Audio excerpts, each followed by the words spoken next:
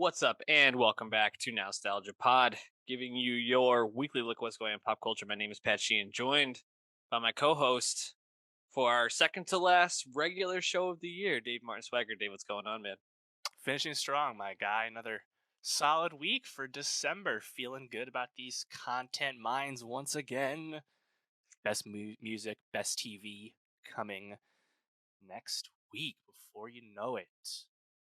Before you know it, yeah, we not only have two huge albums, a couple of big movies, and a fairly big TV show that we may or may not be talking about in our best of list. We'll get to that in a second.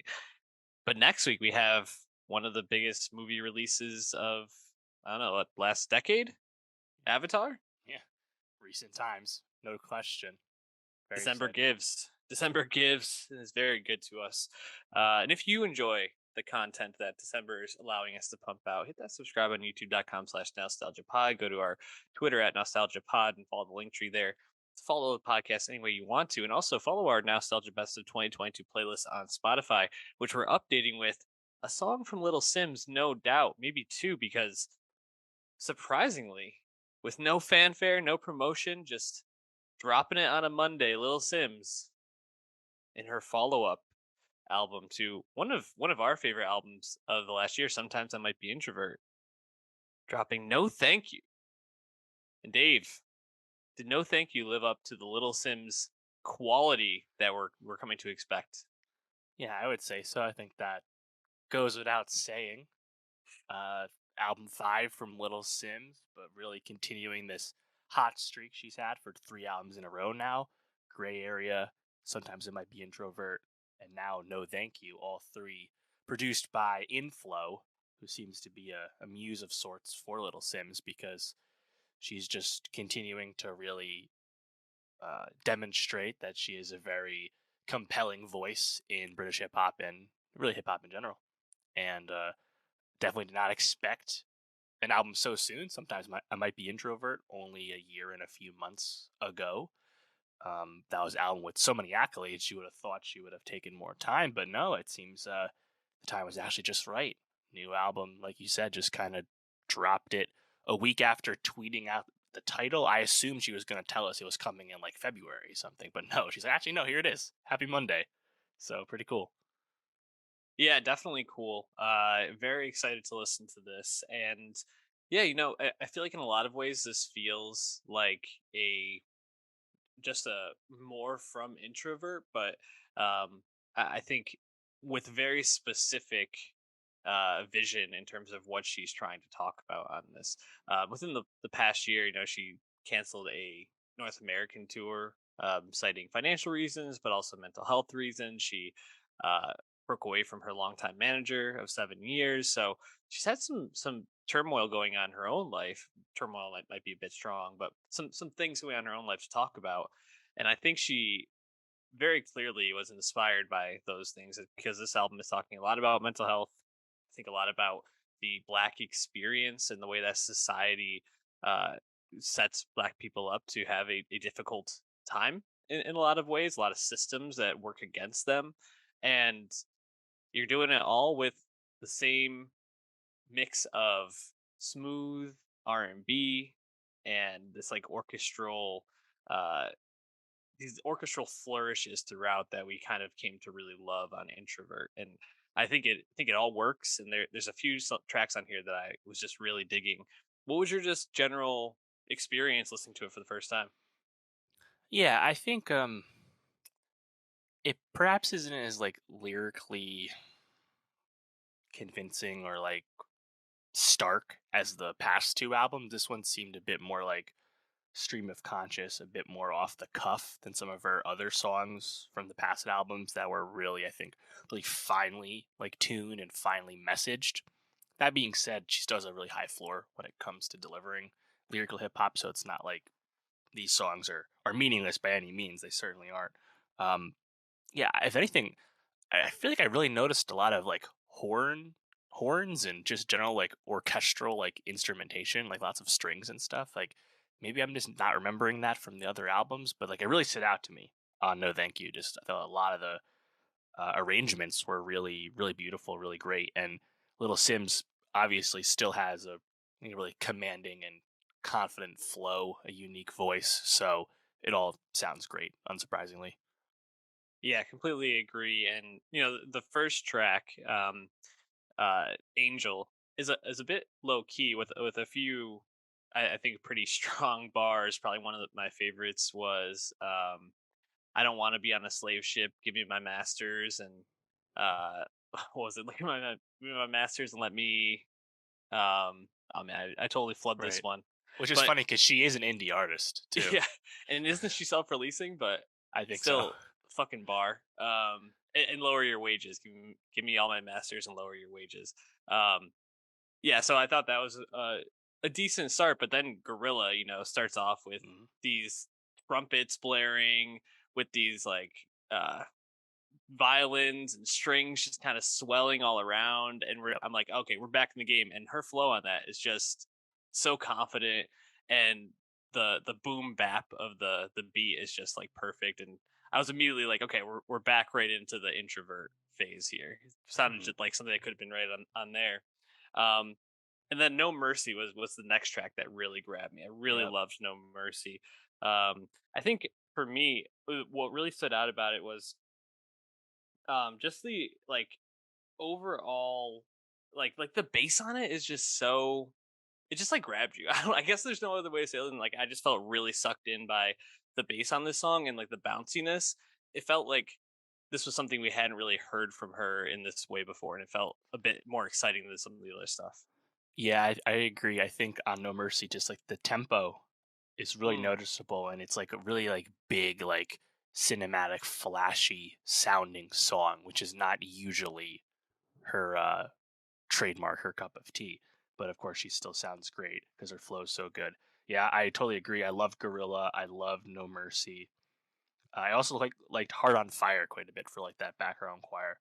But just in general, I think like this the progression of all these songs with the tempo and just like a really like rich arrangement usually I quite enjoy. I think some of like the outros where like there's no more lyrics, no more vocals, and it just kind of like like an inflow doing his thing. Probably mm. didn't need all of that. Honestly, just I could have kept it moving.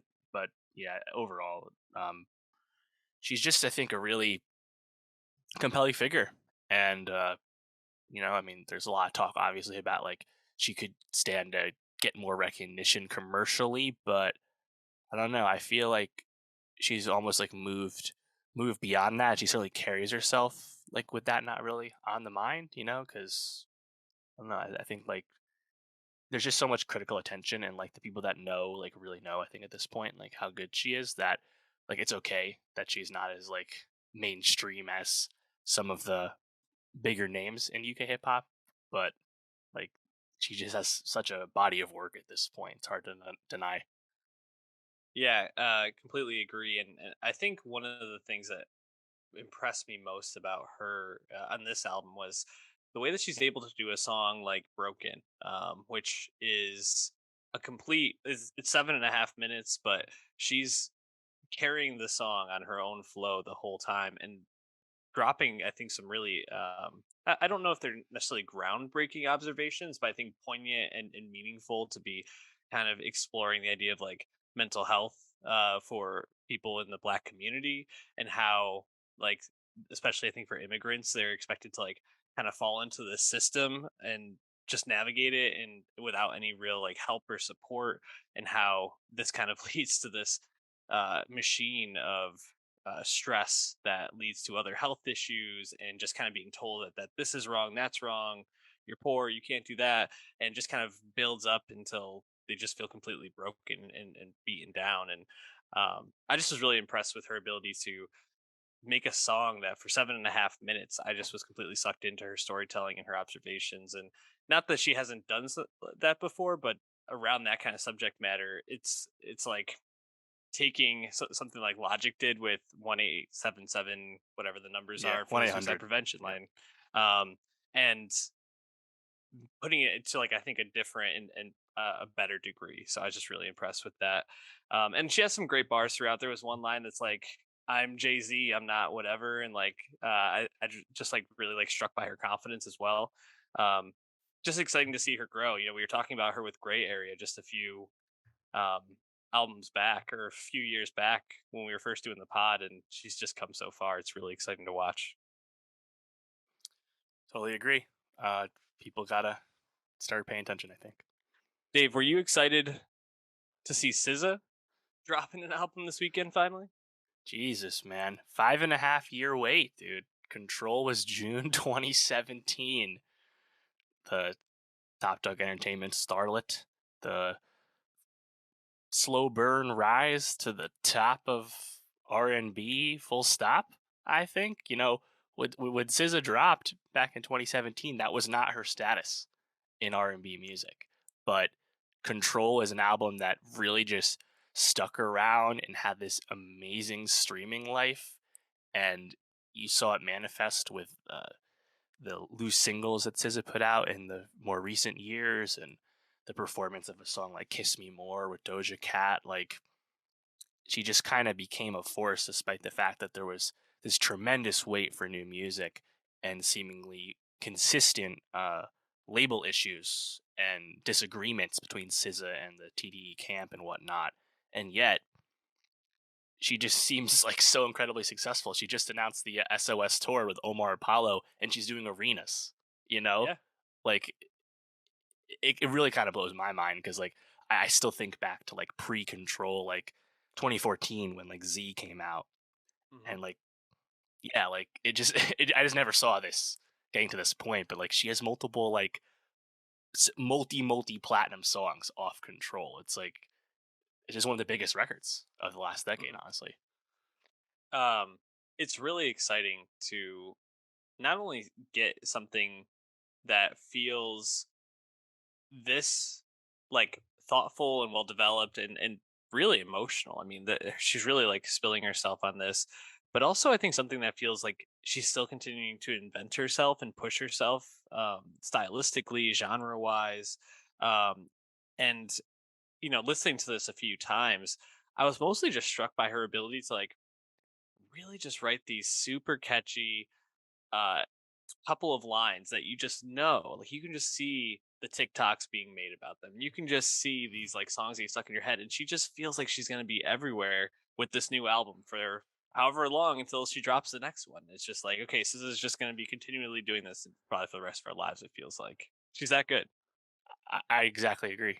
Like the lyricism, the personality that she imbues in Mhm. her songwriting is just so endearing to so many people. And that's why you see such love and fanfare already for so many songs off SOS online. Like people just are feeling it, man. Like there are lines she says, there are things she says in such an honest way, such a matter of fact way, a funny way, whatever it might be, that you just don't get, I think, that true like candor and that true like unique personality in R&B music like this. And yeah, I really loved SOS, and I think I love the fact that it was long and all over the place, but SZA is so capable that she was able to like really switch up genre, song to song on us, and do all of it so well that you can't help but be like, wow, it's okay that like this is jumping around and being all over the place because she really is doing it well. Like, yeah, I loved it. I think the first song for me that comes to mind from this, and it's funny because I never would have expected this going to a SZA album, is F2F, which Oh my is god. it's like she just decided, I'm gonna be like a rock star. I'm just gonna like step on Willow's corner and just completely make the best song in the genre that came out this year. I was so fucking impressed with this. It starts off and I'm like, is this like gonna be some corny like pop sounding thing? And then like the guitars come in at the chorus, get a rise out of watching you fall, and I'm, yes, it's fucking good. Like, it just is so catchy, so well written. The like I hate myself for the two of us. Like, it's Yeah. so perfectly done. It's amazing. Totally, and it's so funny because it follows up "Ghost in the Machine" featuring Phoebe Yes. Bridgers, which is actually like a pretty capable indie rock song. Hmm. And then she's like, "You know what? No, actually, I'm gonna turn it up all the way to 11 with F2F and make a fucking punk pop song. It's Hmm. hilarious, pop punk song." Like you said, "I hate me enough for the two of us." That's a classic, instant classic. Says a line. Yeah, I'll see it Uh, on TikTok for the rest of my life. Yeah, I fuck him because I miss you. Like again, like Mhm. incredible performance. And yeah, like I think like man, I just never would have seen that coming. You know, like her letting Oh. loose in that way. But it's so not only is it confident, it's just really good. It's really fun. You know, Mhm. that was a blast, honestly. I loved But that whole yeah, run from Smoking on My X Pack through Nobody Gets Me because it's just so unexpected, and the rest of the album is a lot more what you expect from SZA. But that 4 song stretch just is so unique to me because it's like her just. I'm making a rap song. I'm gonna make a indie song. I'm making a punk pop song, and then she makes a more just classic acoustic song. I'm like, man, she just fucking can nail all this stuff, and it's just seems so effortless in a lot of ways. Tell me about the other things that you liked, though. yeah, no, I totally agree about that run, and I would actually drop it a song earlier too. You mentioned "Smoking on My X Pack." That's just her doing like hip hop and like actually having like really capable rap flow and stuff. Mhm. Because of course she has that. But the song before that, "Gone Girl," Oh yeah. might be my favorite. Just like when the piano drops in on that, it's like Mhm. Jesus Christ, this sounds so great, and her singing is so impassioned on it. Um, Mhm. I love that one. I thought her flow on "Notice Me" was really good. That's another one lyrically. It's going to affect a lot of people, I would think. Um, Love Language. She samples her own previous single, "Hit Different." Like you love to see that level of like meta attention to your own previous music. That's really fun. Mhm. Um, yeah, and even songs I think are just like solid R&B joints, solid SZA songs. I thought "Seek and Destroy" was really good. I thought Yep. "Too Late" was really good. Like I think there's a lot on this. I think ultimately, yeah, like 23 songs probably didn't need all those. Like I don't know about you, like "Open Arms" with Travis Scott. Obviously, I get why she's making those songs with Travis Scott. "Love Galore" from Mhm. Control is like 6 times platinum. Don't think it hits the same highs. "I Hate You" and "Good Days," previous singles. Don't really love those, but "Shirt" I think was one of the newer singles. I think is still pretty solid. So yeah, I mean, ultimately there's just a lot of I think a lot to like really dig into and appreciate. And that's in addition to the fact that you still have all those really awesome like SZA qualities when it comes to her vocal performances and her songwriting. So like it's really everything you could have wanted. The thing I really liked about the song with Travis Scott is not so much the song itself, but that she could have just put him on low at the beginning. It would have felt like, okay, it's just a Travis Scott song. But no, she kept that song for herself. And then she's like, I'm going to go put Travis on one of my songs. You're right. And so, like, I just really appreciate that because I feel like so often now when we see Travis jumping on someone's album, they're trying to make the song to fit him. And she's just like, no, you're on my album. And I'm going to do whatever the fuck I want, which I just really appreciated. Um, yeah, I think I like what you said about Seek and Destroy. I think that one stood out to me as well. I actually like the one before it, Kill Bill, as well. I think that the chorus is just really catchy. I just killed my ex. Um, and I think that's the thing is like the more I listen to it, the more I just find these little like phrases or these like one or two lines just really getting stuck in my head. And yeah, I mean, I agree. It's bloated. 23 songs always going to be.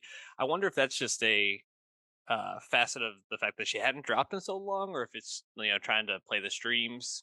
Yeah, I don't know. it's a good question. I mean, earlier this year, Control got like a 5-year anniversary deluxe with some bonus tracks on it. If anything's gaming the streams, it's something like that, you Mhm. know. But yeah, I mean, I think at the end of the day, like SOS, you have Good Days on this. Good Days came out in 2020. Yeah, I Hate You 2021. Like those are old songs. Whatever, it's fine. But I mean, yeah, Old Dirty Bastard sample. Yeah, awesome. It's a flex for sure, but awesome. Um, I mean, honestly, like I was even impressed. Like I don't know if I caught it when she first said it, but like I think I caught it on re-listen where, and a lot been written about this already. I'm conceited. She very candidly speaks about plastic surgery she's had done on herself and how she feels about that positively and is not afraid to say it as much. And I think that is another kind of lyrical sentiment that obviously is really positive to hear in music, and I think will get a lot of love from listeners as well. Consider this a breakup album, I mean, it has to be right. right? Right, but like it doesn't feel like it's fully a breakup album. But I agree. I guess I would say it is. Would you say that this is the best breakup album since Melodrama? Oh, well, I hadn't thought about that. Mm. I'm not nothing. I don't know what immediately comes to mind as another contender for that status, but uh, yeah, in terms of like impassioned vocals about failing romance and just in general struggling to move on with your life and things like that, yeah, this is definitely up there. Yeah, it was the first thing that came to mind. I was like, "Ooh, this might be the best one since Melodrama." That for me, had to probably go back and check that, but just really, really impressed with this overall. Again, we'll be adding a song or two to our Nostalgia Best of 2022 playlist on Spotify, so check that out. Let's get to the movies, and Dave, gonna give you the rock to talk about Empire of Light. Yeah, man, Empire of Light, new Searchlight Pictures film starring Olivia Colman from our good friend Sam Mendes. Lest we forget, not too long ago, right before the pandemic, he directed the Best Picture winner that wasn't 1917. Won Hmm, many a acting prize before being felled by Parasite before the world changed. Mendes is back with his buddy Roger Deakins. And who did he bring along for the show? Olivia Colman, one of the pretty good. great living actors I've heard these of her. days on just an amazing run, as I think we all know at this point. You got Colin Firth in a supporting role, Toby Jones in a supporting role. Sounds like a notable film, obviously. The Sam Mendes follow up to 1917 with Olivia Colman speaks for itself. And this debuted at Telluride earlier this year, and it was not well received. And let me tell you, Mm, I did know that going in, but also, you got to have an open mind with the level of talent dispersed through this film. And I checked it out. It's a limited release. And yeah, man, I think it's a movie that just really doesn't work. It had, I think, some well intentioned themes, but does not come together in the way it needed to, I think, to land, given, like, I think the ambition the movie's trying to put on itself with its messaging. And just a bit of a bummer, honestly. I think Coleman is good in this, like she always is. I wouldn't, think it's like one of the best things she's ever done, though. And yeah, just ultimately a disappointment. But it's set in the 1980s in, I think, Kent, English coast in England. And we are at this movie theater, movie palace type place called the Empire, owned by Colin Firth. And Olivia Colman is one of the workers there. Toby Jones is the projectionist. And it's a movie that on one hand it's about like a love letter to cinema, the good old days, the movie palace, right? I think the issue with the movie though is like that's not all this is about. It has too many other things on its mind. um, and the least offensive thing about it is that it's a love for cinema of the past and whatnot. That stuff probably lands the best, but fortunately it's also a movie about um, struggling with mental health, uh, specifically regarding Olivia Colman's character, and you learn more about that as you watch the movie. And that I don't think is really handled in a deft enough way to really say much of anything about it, and kind of turned me off to the rest of the movie. And the other piece that doesn't really work is there's this like wayward romance story that really drives most of the movie. If anything, you would call this like a bit of a romance film because Michael Ward's character Steven comes in and he plays a younger man, and him and Olivia Colman's character Hillary kind of like hit it off, just talking about life and whatnot, and actually end up having a romance despite the differences in their age. And that I think is something where like it could have been a lot more effective, I think, if there wasn't this other like huge issue with like this movie's priorities. Um Steven is Michael Warren Steven like is black, and we are set in Margaret Thatcher's England, in the 80s, right? So like before we know it, the National Front is a story, and you see like skinheads in England and stuff. And it's like I got really annoyed when you have this scene where Hillary is basically revealed to be like an ignorant, aloof white woman, not really understanding how racism works in her country, in her community. And it's like a movie about it's like, oh, this young black man like showed her unfortunately showed her how racism affects him in his life, and thus she was able to see that and thus better her own personal self and overcome some of her demons and see the greater community in it all. And it's like I think there's just too much going on with this movie, and you're tackling a few like quite heavy themes that need, I think, a lot more care to really hit in the way you want them to hit, and it just really doesn't coalesce in the way it needs to. So I was just, I think, a bit annoyed with like the lack of sophistication with a lot of this stuff in the movie. And again, it's a big disappointment because it looks great. You know, you have Deakins behind the camera, shocker. Coleman is still quite good, even if she plays a character with some fluctuations in her mannerisms. Obviously, as someone who is on the spectrum in some way. So yeah, Michael Ward was really great. Honestly, as Steven, I think he's probably most famous for being on Top Boy on Netflix. But yeah, I'd say it's ultimately it's a miss. You know, it's just a bummer. That is so disappointing. Yeah, that is disappointing, and I think even like just tough to like have them like you mentioned have the movie have this part where like a black person has to educate a white person about racism and like kind of like enlighten them. Like it's I don't know, a little frustrating. And potentially it's true to life back then. I don't know if people were all that oblivious, but yeah, it just doesn't that seems like a part I would probably not jive with either. Probably not a movie I'm gonna be seeking out, especially with so many good ones to catch up on. And Dave, I know that you didn't get to Emancipation. Emancipation, the new Will Smith movie on Apple TV Plus, just came out this past weekend. Originally this was screened in DC, and I believe it was like released to like people in Congress to like kind of like give them this special viewing, and Mm, directed by Antoine Fuqua.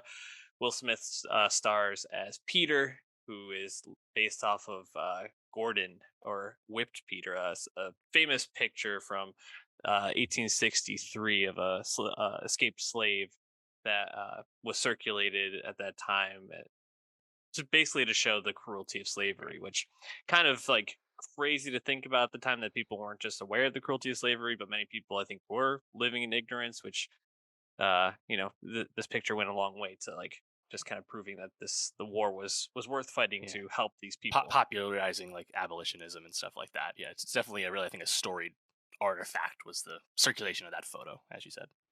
And the basically this is shortly after the Emancipation Proclamation is signed. However, the North and the South are still fighting the Confederates and the United States Army.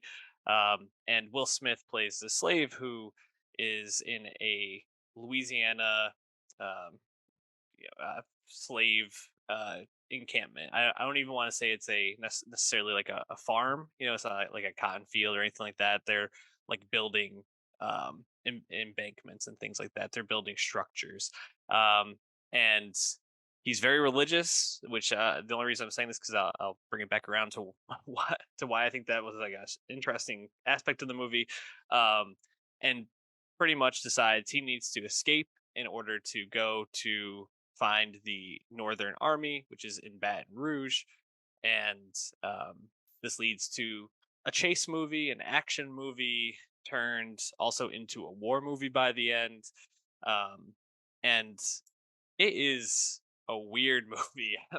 I don't know if I liked this movie, disliked this movie because there was just a lot going on. Will Smith plays a Haitian person who is enslaved by like I said, it's a couple people, but Ben Foster plays Fassel, who basically like this overseer of this like slave encampment. Ben Foster, love him as an actor.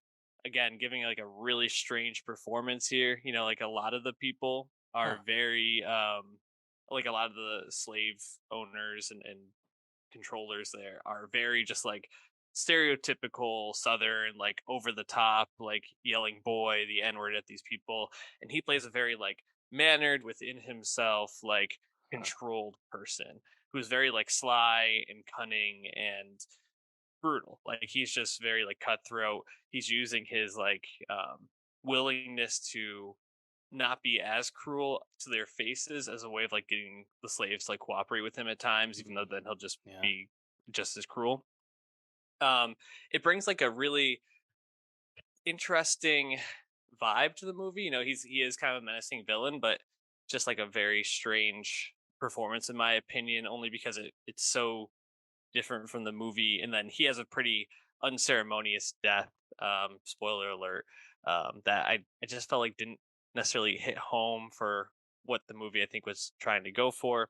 Smith has an accent in this, which his accent work is always fairly hit or miss, and this one feels more like a miss for me.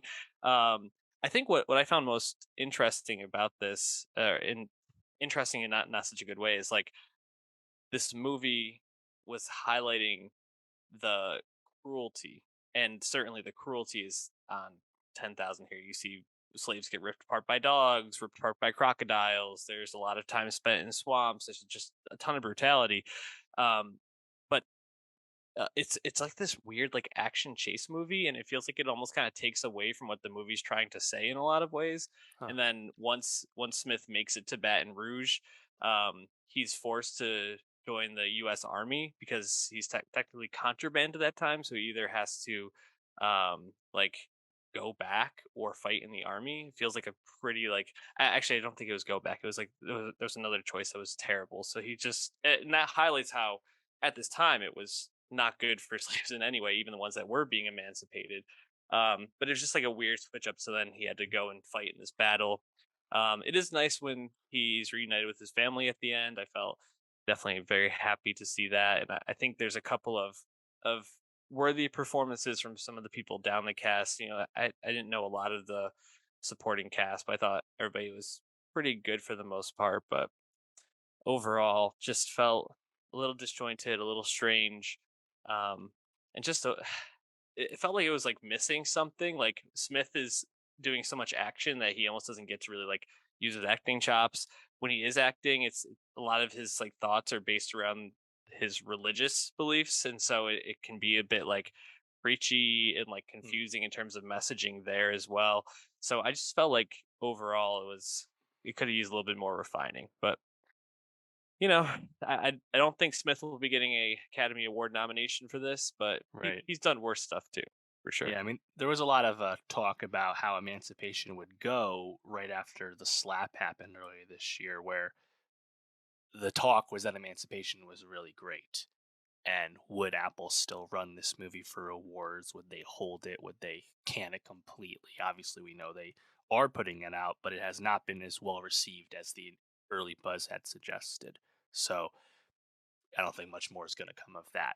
We'll see what happens Yeah. next. Will Smith hasn't been cast anything new as far as I know. This had already been in the can by the time all that everything happened. Anyway, yeah, I think I don't know, just like me, like my general feelings about stuff like between like 12 Years a Slave and Barry Jenkins' Underground Railroad, I feel like we've just achieved an art like the pinnacle of slave dramas that Mm, I think I'm good on seeing black people oppressed and brutalized at this point. I would love to see other stuff.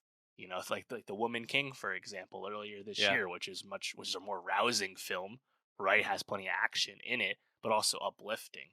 I think I mean even like the uh Cynthia Erivo Harriet movie from a few years back too. I know that had a bit of action Mhm. twist to it too. It just seems like there's not as much to gain anymore dramatically. It feels like you're just going back to the well, and it's like, oh, this is the only thing that gets financed is you know, black people as slaves still. It's like I would love if we could really move beyond it unless you're getting something that's like truly tremendous like the Underground Railroad or 12 Years a Slave. I feel like, we're it's unlikely that we would ever get stuff as good as Mhm. those two things. So therefore, why don't we just do some other stuff? You know, I'm sure Uh, other I'm people disagree, but that's kind of how I like these. Don't movies don't get me excited. right. I'm interested to see how this is received, and maybe it's out there. Just haven't found the article yet. How this is received by people within the Black community. Will Yeah. Smith is a huge draw for people within that community to go to the movies. He's one of the most bankable stars for the Black population to actually go out and see something. And this Mm. is an action movie, so I think there's like an aspect where it's maybe a little bit more palatable to watch something that is so traumatic regarding their history, or the history of some of them. but at the same time, I agree that it's heavy material. It's been done better than this, and I just wonder if this will be a misstep for him or if this will be something that people actually come to appreciate. I also wonder if they want to keep seeing these kind of stories told over and over again, or if, like you said, maybe they're interested in seeing other black stories told. So Right. probably maybe both. Who knows? Um, anyways, let's keep it moving to Pinocchio. And Dave, we didn't talk about the Zemeckis Pinocchio. Did you watch that? I did not watch that. Only like 3 months ago, Robert Zemeckis' Pinocchio for Disney came out on Disney Plus, and it was roundly panned to the point where I think I saw some clips. Technically, it's like a live action Pinocchio. You have Tom Hanks as Geppetto, but yeah, there was nothing good said about that movie, so I moved beyond it. We did not talk about it, but I think part of that was because we knew that Guillermo del Toro's Pinocchio for Netflix was on the horizon, and of course that just came out. And it is kind of hilarious that in the span of 3 months you get one that was so well liked, like Del Toro's, and one that was so hated, like Zemeckis. Mhm. It's really funny not only to get two Pinocchio movies in the same year, but to have such different receptions. I don't plan on going and watching the Zemeckis one, but I can't imagine it could come close to this because I really thought that uh, going in, I had no interest in Pinocchio, zero. The story's fine. To me, it's always been a little bit confusing. I was like, I don't need to watch this. After watching this, I'm really glad I did because I thought this was really well done, and yeah, never doubt Del Toro. I guess is like what I took away from this because the man just knows how to make things look great and interesting and bring about emotion. And I thought this was just really wonderful watch. What about you? Yeah, I agree. It's not something that I was necessarily excited about. I think part of that was there are a million Pinocchio movies. If we can move beyond this year, just right before the pandemic started, there was a live action Italian version. There's tons of them. Every decade there are Pinocchios. And, Pinocchio is not Disney IP, despite what probably many people think maybe growing up. Just a general Italian story. It is a public domain thing. So there's a lot of Pinocchio stuff out there, a lot of twists and spins on it. And I think a lot of the talk about Del Toro's Pinocchio is that this one is grounded in 1930s fascist Italy and like Yeah. the specter, the threat of fascism is a big part of this film. And I'm happy to see that because you might as well do something at least slightly new or have something slightly different to say if you're going to make the 50th Pinocchio movie, you know? So, on top of that, like you said, the craft of the movie is so impressive. The stop motion animation specifically is very strong, very beautiful. Yeah. The Pinocchio design is more evocative of some previous spins where it's more of a strictly wooden, uh, less, symmetrical, less humanoid looking Pinocchio, too. So that's probably less recognizable to, like the average American, I'd imagine. But yeah, I think just the voice acting, the animation quality, uh, the weaving in of a larger metaphor. It's not that it's a deep comment by any means, but just the fact that it was even there at all, I was happy about. And yeah, I think like towards the end too, like once you've like really been with Pinocchio for some time, like he was like a fun hang, and like some of Mhm. his line readings by the end like did make me chuckle. Like that moment where he's like, "Oh yeah, I died a few times. You're not missing anything," or whatever he says. Like I thought that was so fucking funny. Yeah. No, I agree. It's funny because I think at first he comes across as grating, and then Gregory Mann's performance is just so it's so well done. And but by the end, I mean, the final couple scenes where Sebastian J. Cricket and the monkey Spazarata Spazatura. Sorry, jeez, Spazzatura, apparently Spazatura. voiced by Kate Blanchett. You could have fooled me. Why even drop the bag for her just to do that? I don't even know. So weird. But I mean, what she does? She gets one scene where she talks, and when he's like controlling the other puppets, and I she's think like so. unrecognizable. I don't know. Didn't seem worth it.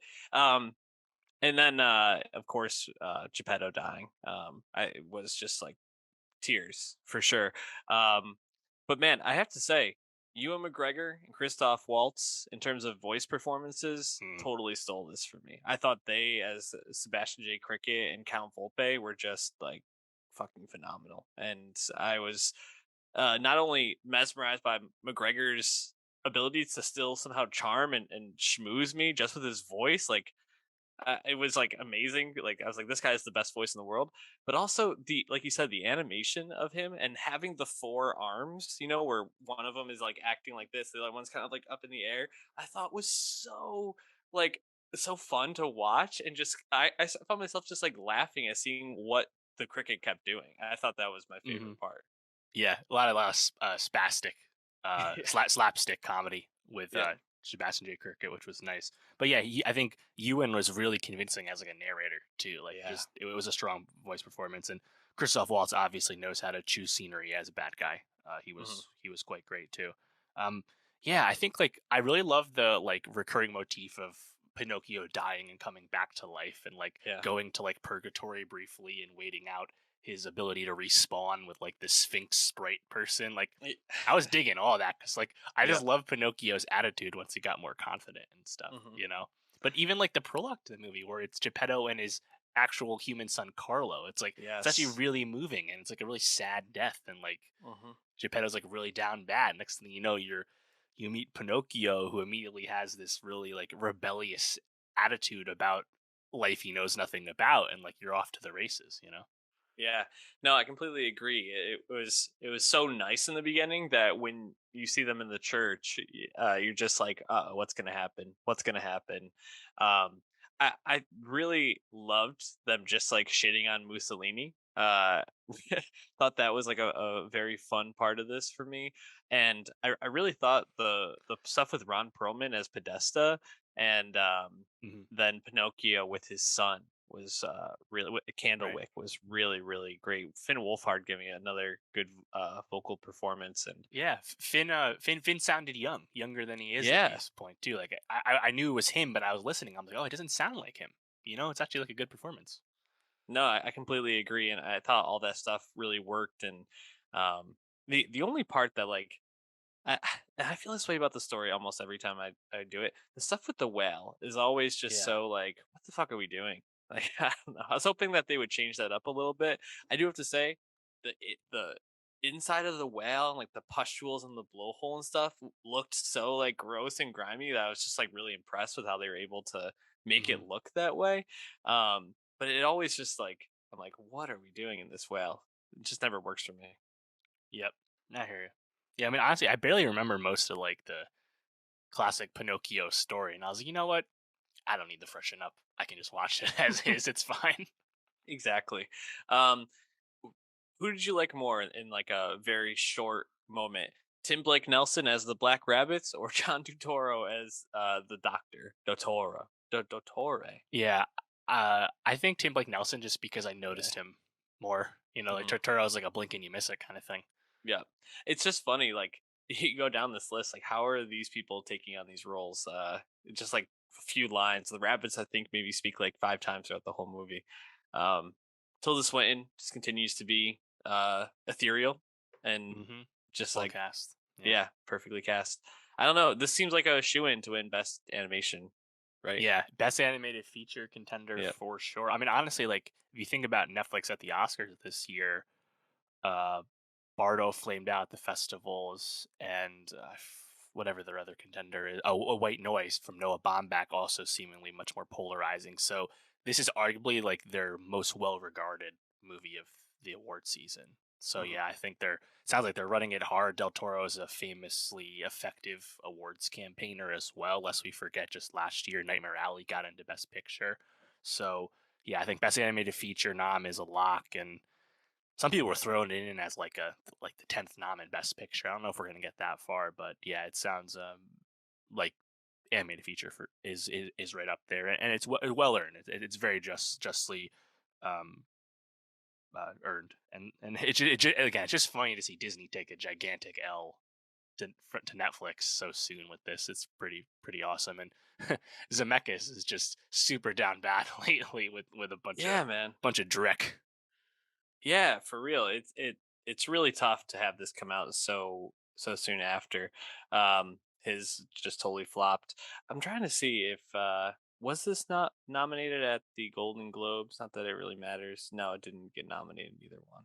So yeah, those nominations are quite interesting to look at, and I think those 10 would be like best case scenario for the Oscars, but we don't appreciate the Golden Globes here, so we're not gonna talk too much about them. Dave, any last thoughts on Pinocchio? Or are you ready to go to the small screen? I think shout out Pinocchio, man. He was he's a fun real wooden boy, that Pino. Shout out Pinocchio, the ultimate sacrifice. But Dave, the White Lotus also had some sacrifices, a few dead bodies to figure out this season. And now that season two is wrapped up, I think we should maybe just start with, did you feel like this lived up to the hype of season one? I think the White Lotus season 2 did live up to that hype, and in unexpected ways. I think when you analyze and reflect on season 2, which just concluded for us at HBO, it's like, wow, this is a different type of show.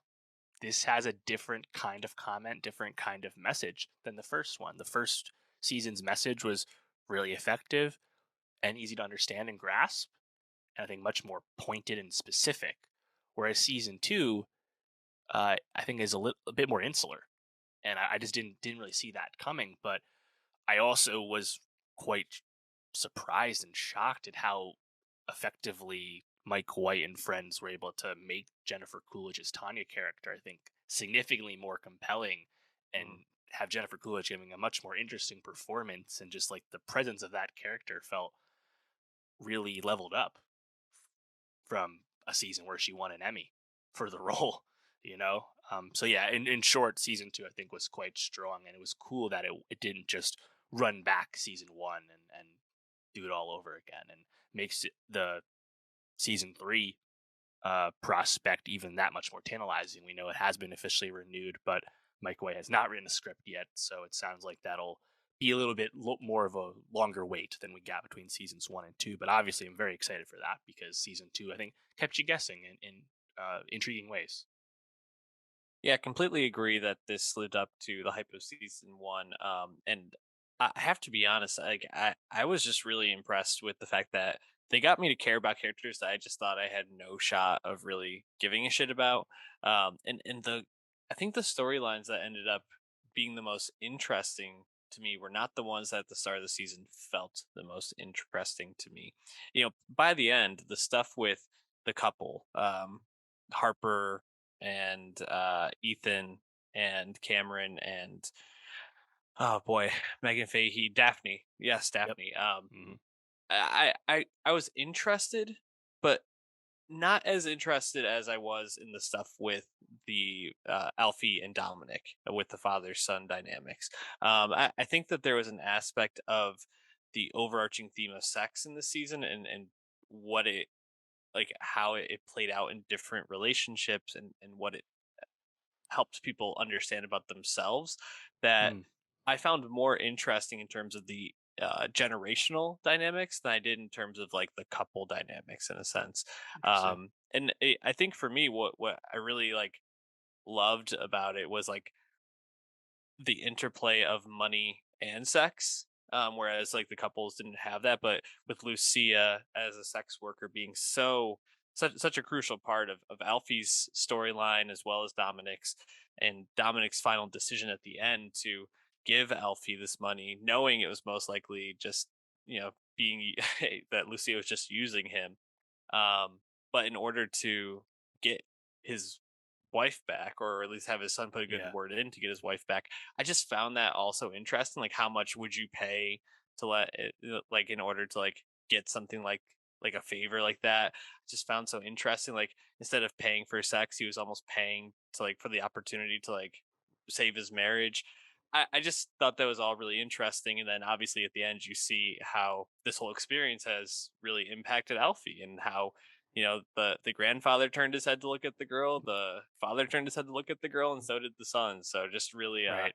thought that whole storyline was really fascinating to Right. watch grow. Well, I think that, like, the connective tissue, it's just much more interesting between all these threads, where it's it's about, I think, transactional relationships in your lives, whether it's actual money, like you mentioned with like the DeGrasso family and Lucia and everything, or it's transactional love and marriage, like you have with uh Theo James and Megan Fahey, and then you eventually also get with Ethan and Hmm. Harper, and like they realize they are actually more similar to these people they thought they had nothing in common with than Hmm. they want to believe at the beginning. Um, and then even was it Valentina, the manager of the White Lotus Hotel, even she seeing the value in being more direct and transactional in the way she operates parts of her life as well. Like seeing, I think all of that kind of coalesce, I thought was really interesting and just really compelling. And even Tanya, right? Like she knows things are not right for a while with quote hashtag these gays, but Yeah, she also just loves that they are giving her this fake love and having fun with her, and she is using that too, you know. Yep, And totally. it's actually, I think, like a really like effective way to wind down that character, because I thought she was just significantly less likable Hmm. in season one, and now yeah, like she's still like, she's a rich person who can't be happy kind of thing. It's not the most relatable thing in the world, but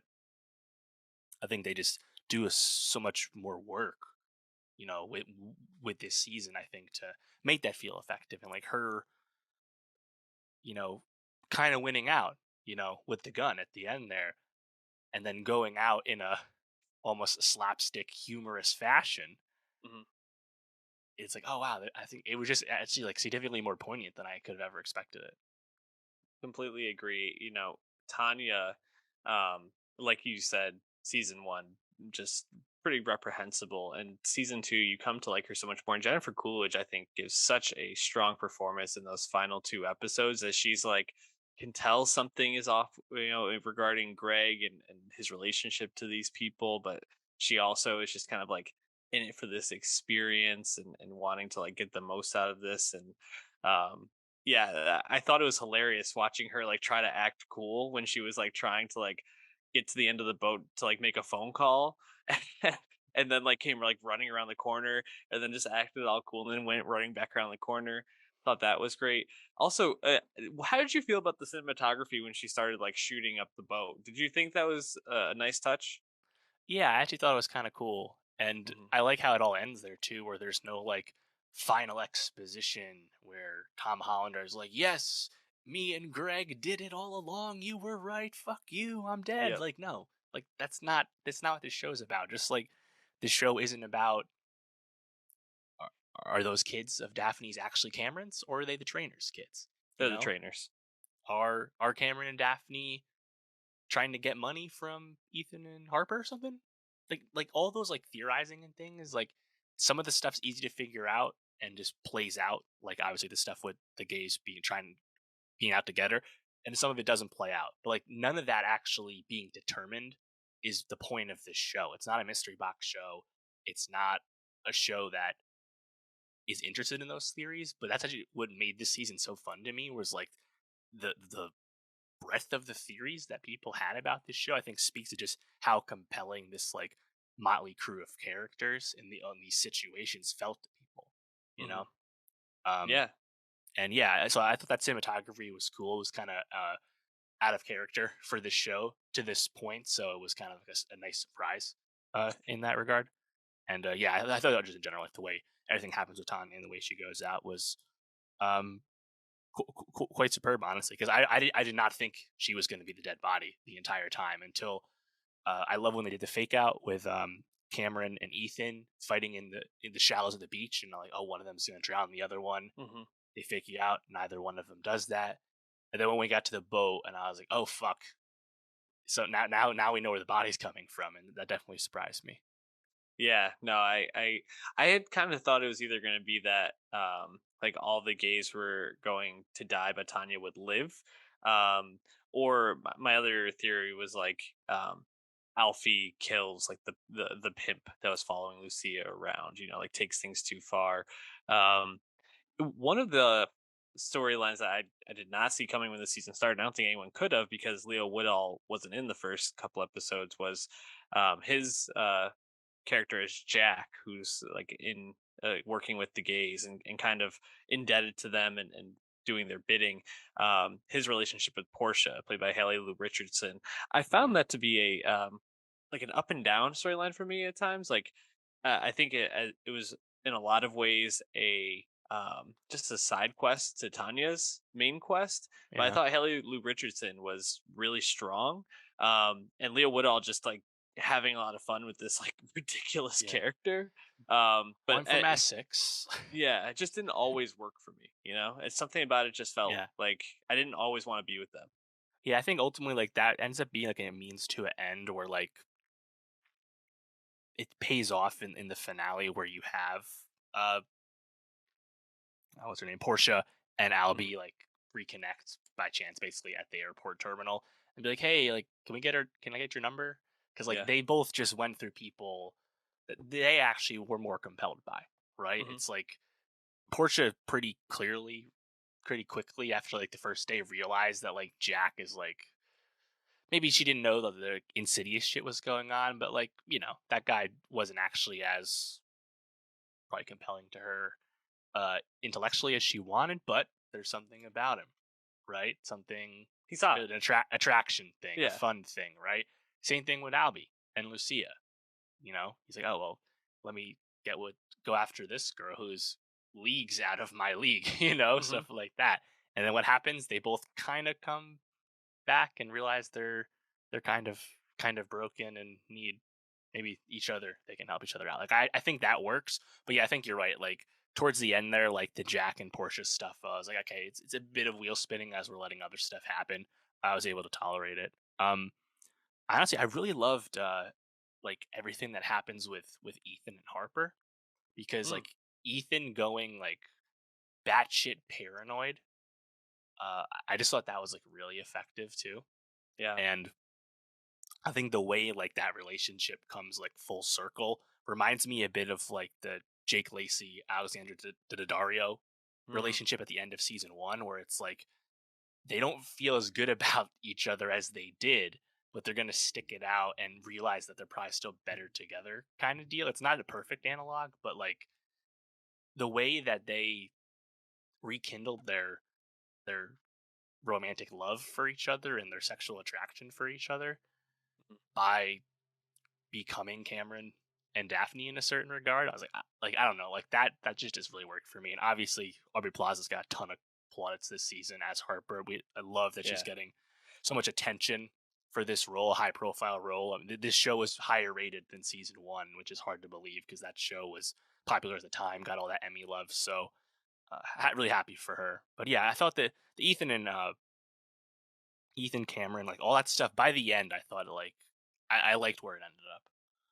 Yeah, I liked where it ended up too, and I thought it was like when Ethan is just having a full break, and especially when he goes to Daphne and tells her that he thinks something's going on, and Megan Fahey in that moment just completely like crushed that scene. She watching her facial response would like go from like betrayal and hurt to like almost like dissociation to like okay, let's well, come on this walk with me. Let's go check this out. And obviously you don't know what happens. I think it's pretty much insinuated that they went and had sex, and Right. then Ethan and Aubrey Plaza are kind of on the same level, and they both can kind of accept this is where they're at. And I definitely I liked it all. I think for me like the stuff where um, Harper is like spiraling. It's like episode maybe like 4 or 5, Right, with and the she gets condom super wrapper. drunk. Yeah, I thought that was like my favorite Plaza episode. She's just on her A game, just Right. crushing it. And the stuff between her and Theo James, like really spicy. Like like Yeah. when he's grabbing her at the table, I was like, oh damn, like they are just crushing this like dynamic so well. I mean, Theo James, I feel like he came into our lives with Divergent or the second Divergent, whatever the timing was, and like since then, I feel like he hasn't been in like too much like great stuff, but I Uh-huh. thought he was great, perfectly cast as Yeah. Cameron. I don't know, something about Ethan just being so unable to communicate with Harper. It's like, we didn't do anything. Mhm. You're lying to me. Like, I know. the dude just sucked ass, honestly. And on the opposite side of the spectrum, you have F. Murray Abraham as this like non-PC old man, but like his line readings were so fucking funny, so much.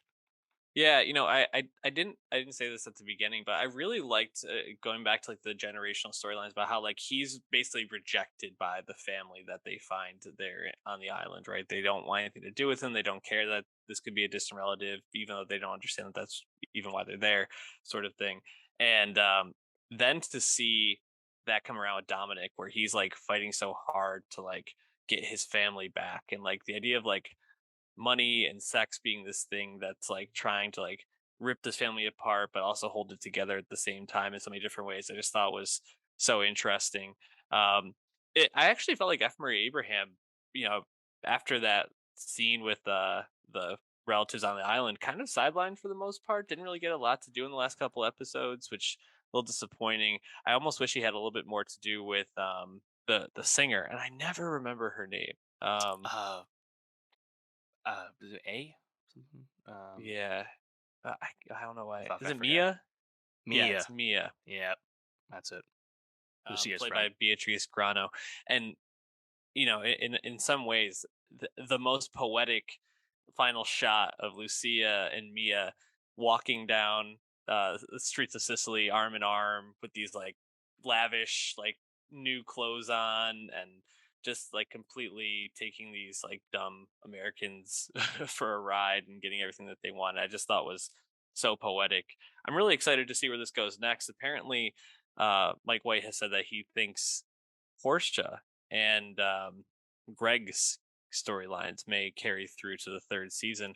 But out Huh. of all the characters that were here, who would you like to see come back in the third season? Yeah, good question. Obviously, Tanya's off the table. Um, just technically, an answer to this could be Laura Dern as the one episode voice Mhm. of Dom's estranged wife, Albie's mom. That's kind of like, I think, an obvious like technical continuation slash stunt casting option. But assuming that's not chosen, yeah, I think Haley Richardson makes sense here. Um, you know, I don't know. Like, could you do Aubrey Plaza as like more of a supporting character and not have her essentially focus as Tanya was this year?